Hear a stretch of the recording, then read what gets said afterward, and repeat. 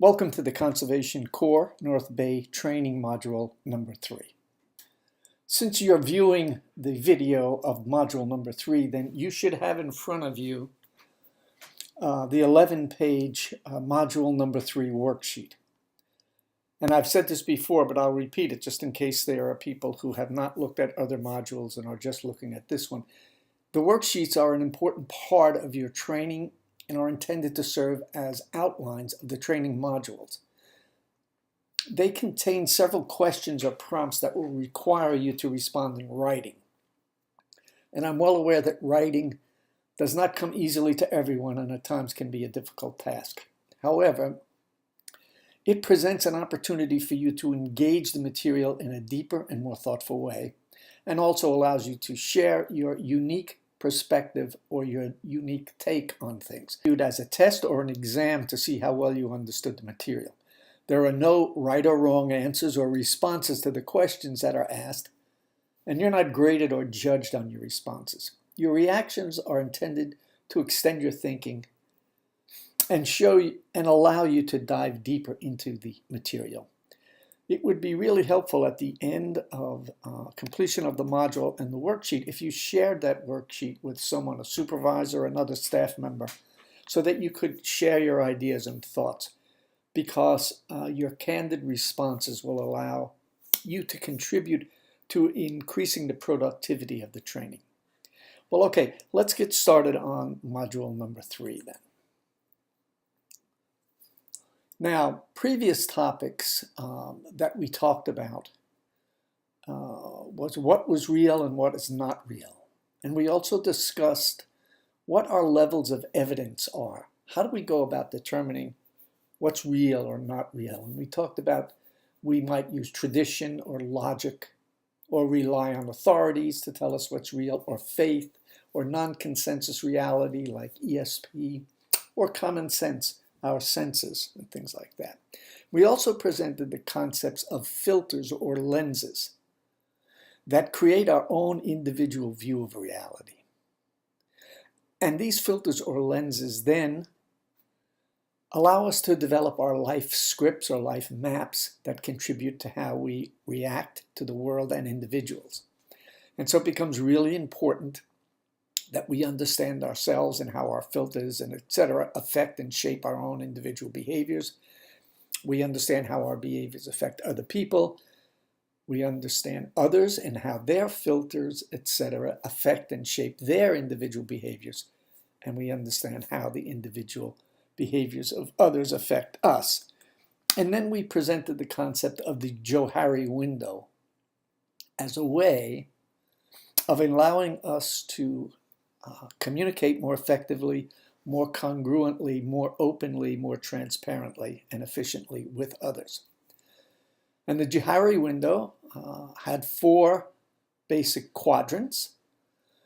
That information that I know about myself and that information that you know about me, and that's referred to as the announced self or our public arena, and that's our images, how we present ourselves, how we dress, how we comb our hair, all other kinds of things that we announce.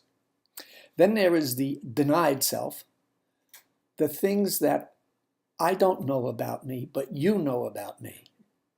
And that's called our blind spot. And then there is the concealed self, the things that I know about myself, but I'm not sharing with you. You don't know them. And this is the concealed or hidden. And then there is the unknown self or the unconscious self.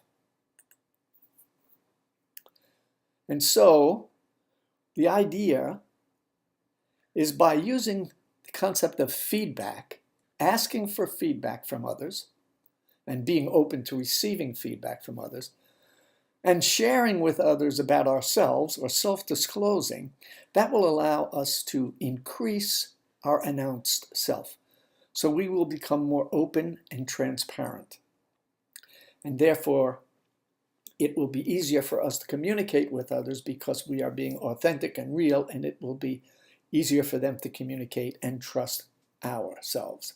And that's the model that we'll be talking about and relying on throughout this training. So today's training then, Module 3 contents, we're going to talk about the roles of teachers or supervisors or counselors. And we're going to see supervisors or teachers or counselors, we can use those words interchangeably, as positive change agents. And then we are going to take a behavior change inventory, and then we're going to discuss the behavior change continuum, and we'll explain that. And then we'll score the inventory, and then we'll try and put it all together. So let's begin then by taking a look at the roles of teachers, supervisors, counselors, etc.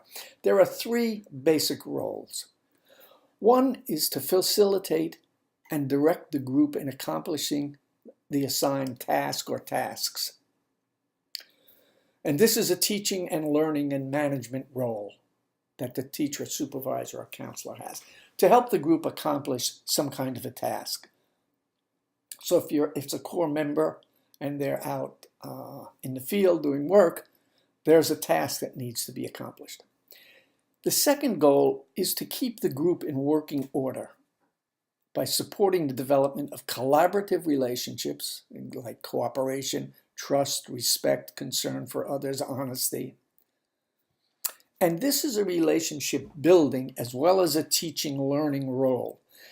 So in helping a group accomplish a task, that's generally a teaching and learning management role. Keeping the group in working order is a teaching learning role, but it's also relationship building. And that's critical, that's key. The third role of a teacher or supervisor, counselor, is to be aware of the knowledge, skill, and emotional competency levels of the members of the group. Their strengths, the maturity level, their relationship to authority, their exposure to trauma, etc. And this is an assessment and learning role.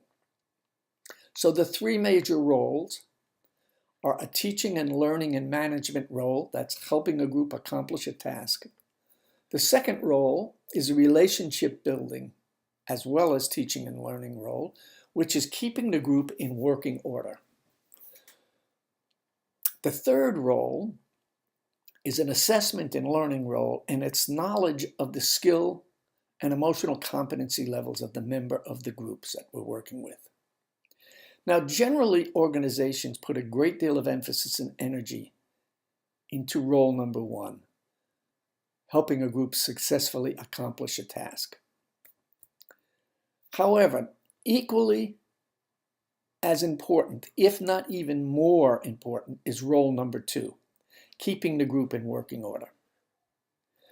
If a group is in good working order, where members respect each other, care for each other, and are committed to the goal or the task of the group, then to the role number 1, completing a work task, will totally take care of itself because the group is in working order.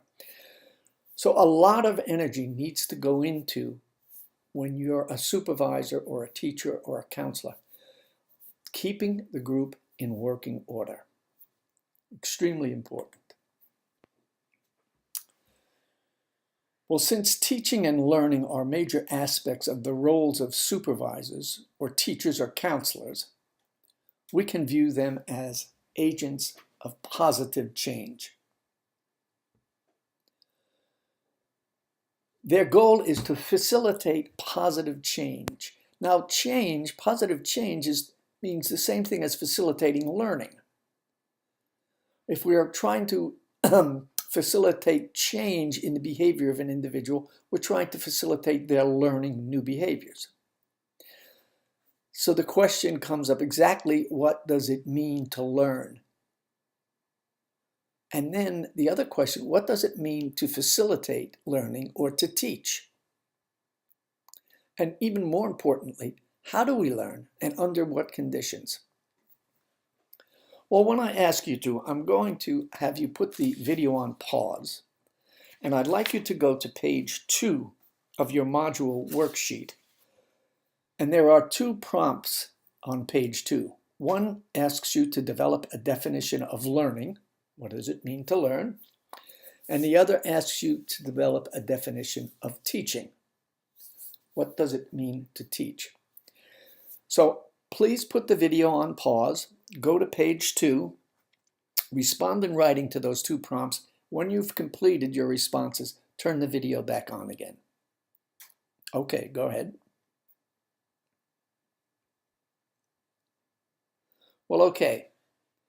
So now you have sort of played around with or struggled with coming up with a definition of learning and also a definition of teaching. Let's take a look here. For the sake of this module, learning is defined as a relatively permanent change in behavior or behavioral potential that is not due to maturation or drugs. So it's not due to just normal development as we get older, or to some kind of outside medications or anything like that. So learning is a relatively permanent change in behavior. It has to be relatively permanent to learn, to mean that we've learned it. And teaching or facilitating is simply structuring the environment so that learning can take place, so that a relatively permanent change in behavior can take place. So again, we're going to consider learning as a relatively permanent change in behavior or the behavior potential that an individual has. Okay, our goal is to change behavior by facilitating learning. Now, how we teach or facilitate learning, or how we go about changing behavior, which is the same thing, is a really important matter. It can determine how well people learn, and it can affect their attitude towards learning. Now, each of us has a philosophy, whether we're aware or not, whether it's conscious or not unconscious, about how best to change behavior or to facilitate learning. Each of us has an unspoken philosophy about what is the best way for me to act so people can learn. And it's important for us to have an understanding of what this philosophical position is and what are the implications of that position. So what I'd like you to do right now is to go to you can leave the video on for now, and go to page 3 in your worksheet. And you will see what's called the Behavior Change Survey or Inventory.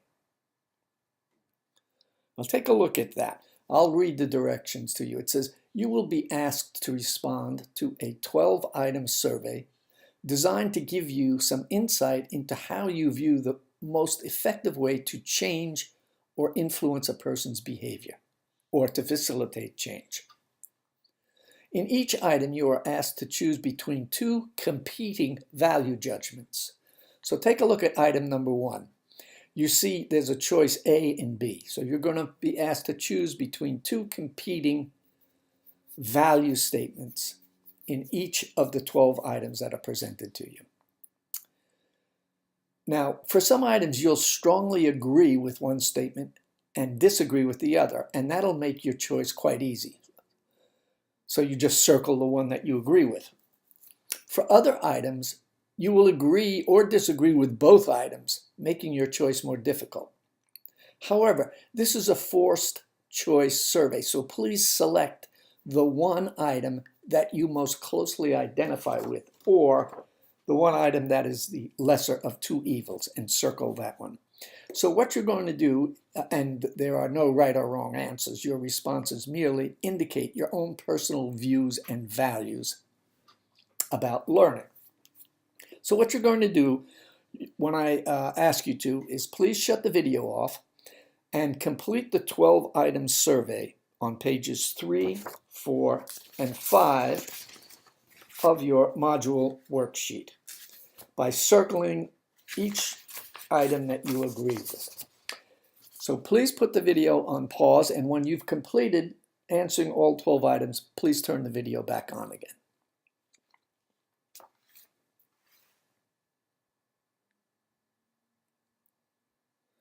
Okay. Well, let's go now to page 6 of our module worksheet. Now take a look at page 6. It says scoring your survey. Go to each item response and circle your choice under the appropriate table. So here's how you score your survey. When I ask you, we're going to put the video on pause. You go to page 6. For each item response on your inventory, circle your choice under the appropriate table. So this is what, for example, for item 1, if you selected A for item 1, then you would circle 1A in table. You would find 1A. Here's 1A, and that's in table 3. So you would circle that. If you selected B for your inventory item 1, then you would circle 1B in table. So you would find, if you circled B for item 1, you would go here and circle 1B. And so on. So like item 2, if you selected A, well then you would find, let's see, where is 2A? Here's 2A. So you would circle 2A. And if you selected B, you would go and find 2B and you would circle that. Item 3, if you selected A, then you would go here and you would circle 3A. And if you selected B, you would go here and circle 3B. So that's how you score this survey. So please put the video on pause. Go ahead and circle all of the items. And when you've finished, please turn the video back on.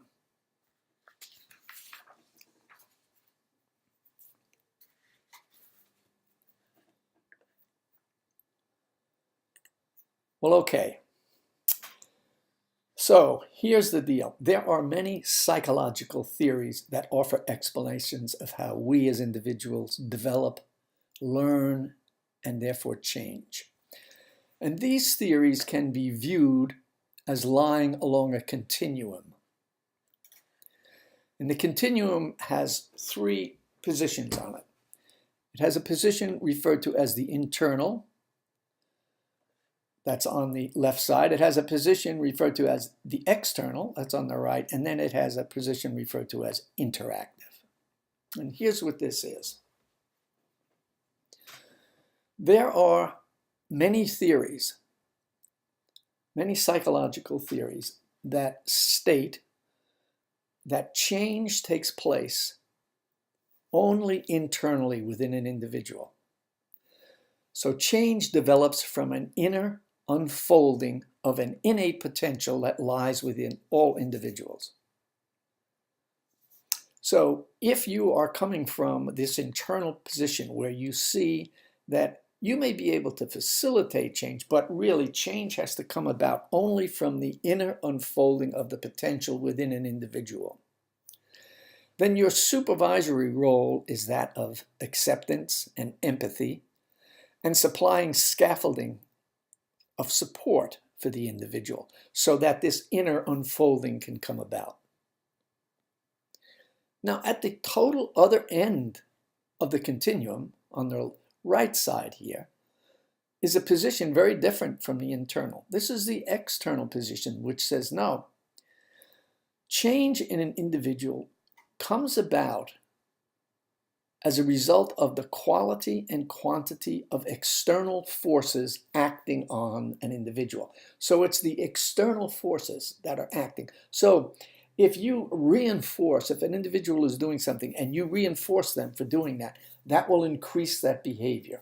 Or if they're engaged in inappropriate behaviors, if you use some kind of response cost or punishment, then they will stop doing it. But it's the external forces that shape behavior, not the internal unfolding. And if that is the supervisor, then your role, if that's where your position, your philosophical position is as a supervisor, then your role is to be selecting the reinforcements or selecting the response costs or punishments to help shape that behavior. Then there is a middle position, a middle philosophical position, which says, you know what, there is some value in the internal unfolding of potential and in the external of reinforcement strategies and response cost strategies. And they view change developed by the interaction of the internal and external forces. And as a supervisor here, you will be a clarifier, you'll be setting boundaries, and you will be an enforcer. Let's take a look at each of these positions in more detail. The internal position that says change comes about by an unfolding of inner potential, is represented by the humanistic and psychoanalytic theories, psychological theories. The humanist belief in the inner person. Within every person is an inner rationality that is constantly striving to learn, to improve, to discover, and belong. So the humanistic psychoanalytic approach that is based on the inner unfolding of potential can be tapped into via relationship building strategies with an emphasis on respect, empathy, and acceptance, active listening to ensure accurate understanding, seeing individuals as their own experts in their own lives, collaboration, power sharing, and empowerment, building trust through openness and honesty, being supportive, supplying scaffolds that help individuals overcome obstacles that they're encountering, engaging in appropriate sharing and self-disclosing and feedback, being non-judgmental, non-confrontational, non-adversarial, and reaching mutually upon solutions. I win, you win, or we win. So these are the behaviors or the strategies. These are the strategies that a person whose philosophical position is that change comes about from the inner unfolding potential of an individual, and that you can facilitate change by engaging in these behaviors. These are the behaviors that are your critical tools. Now let's take a look at the opposite position, the external position. The theoretical rationale comes from behaviorism or applied behavior analysis. And again, change comes about in an individual can be explained through an understanding of the quantity and quality of external stimulation, of reinforcement, or response cost or punishment. If your tools, if you come from this position, if this is how you see learning taking place, then your tools for behavioral change come about through changes in outside conditions via strategies such as positive and negative reinforcement. And by the way, there'll be a module on reinforcement, but most people see positive reinforcement as just positive reinforcement and negative reinforcement as punishment, but negative reinforcement is not punishment. Both positive and negative reinforcement increase behavior. However, we'll go over that. Another tool will be differential reinforcement strategies, differential reinforcement of other behaviors or differential reinforcement of incompatible behaviors, shaping successive approximations, extinction or planned ignoring or removal of all reinforcement, response cost strategies, which is a punishment strategy, and overcorrection and overlearning, which are punishment strategies. Now, if these terms don't make any sense to you right now, that's okay. There's going to be an entire training module on the behavior and applied behavior analysis techniques that are used to facilitate change. I just want you to be aware. So this is the external position. Now, the middle position, the theoretical rationale, is a cognitive behavioral therapies, or the Gestalt and developmental psychologies.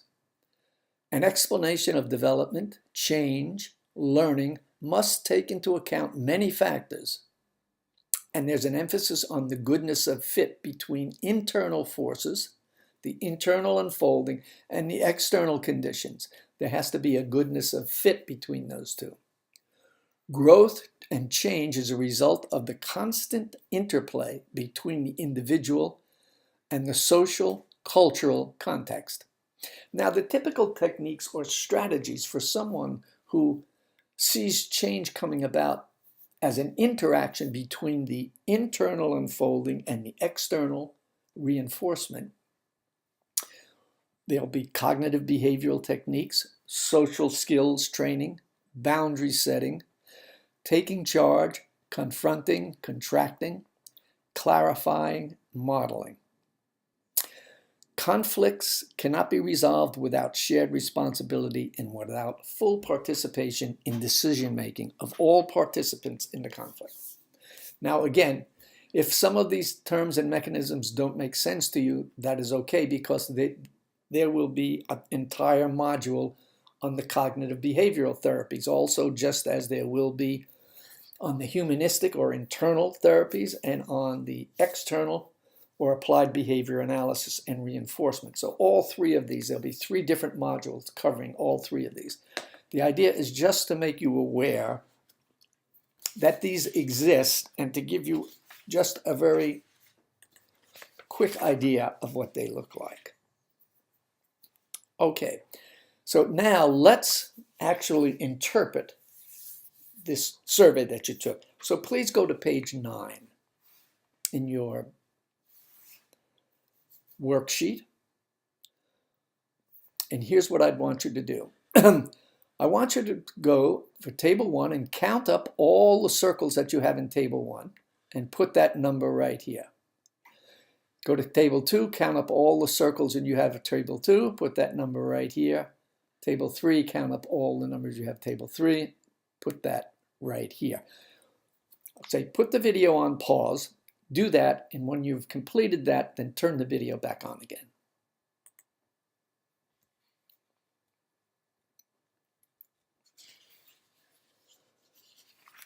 Okay, good.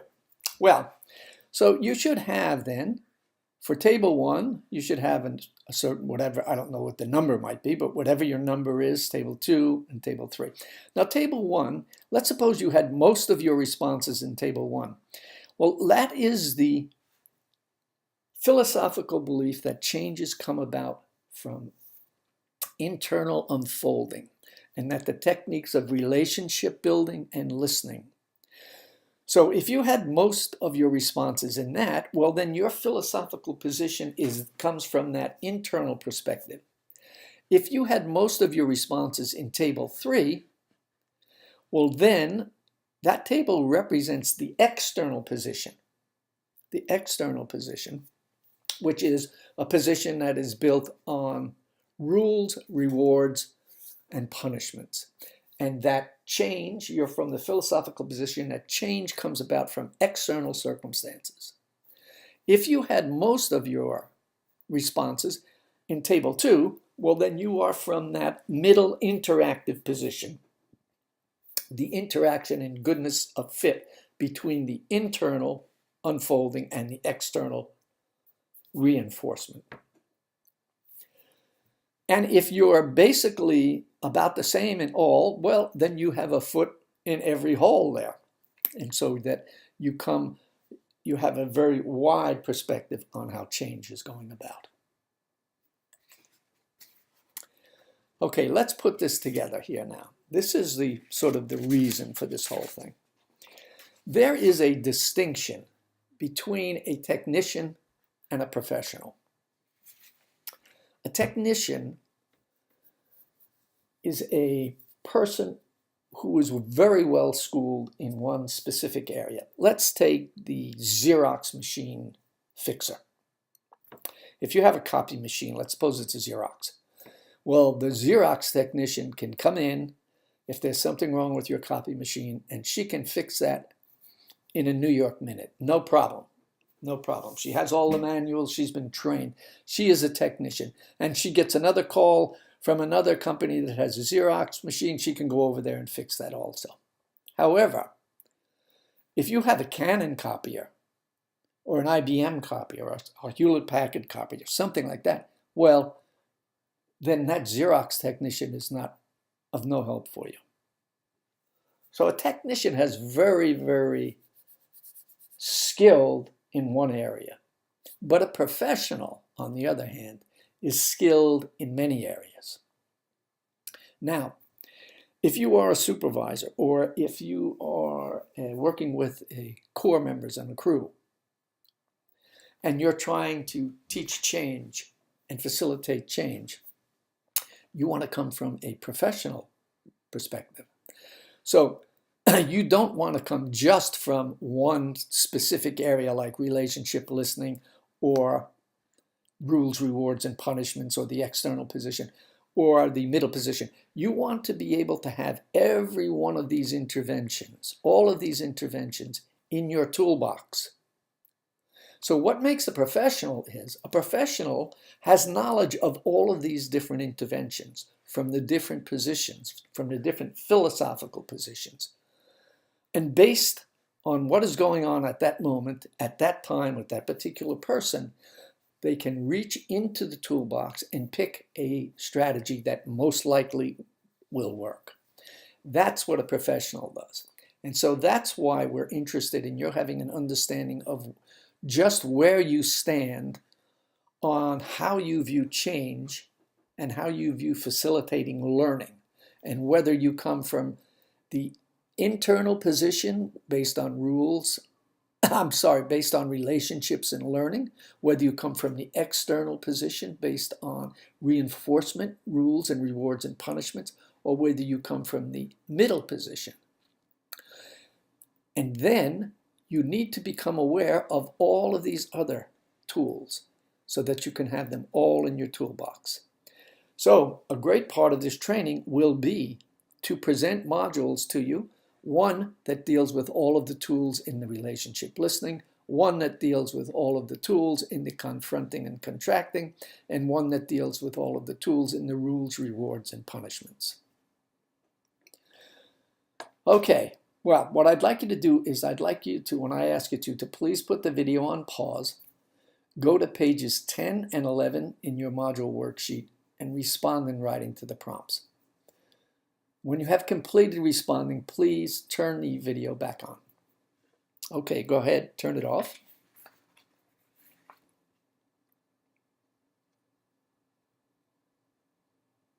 Okay.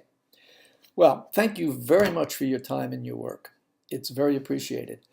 Please review your worksheet responses with another staff member or supervisor.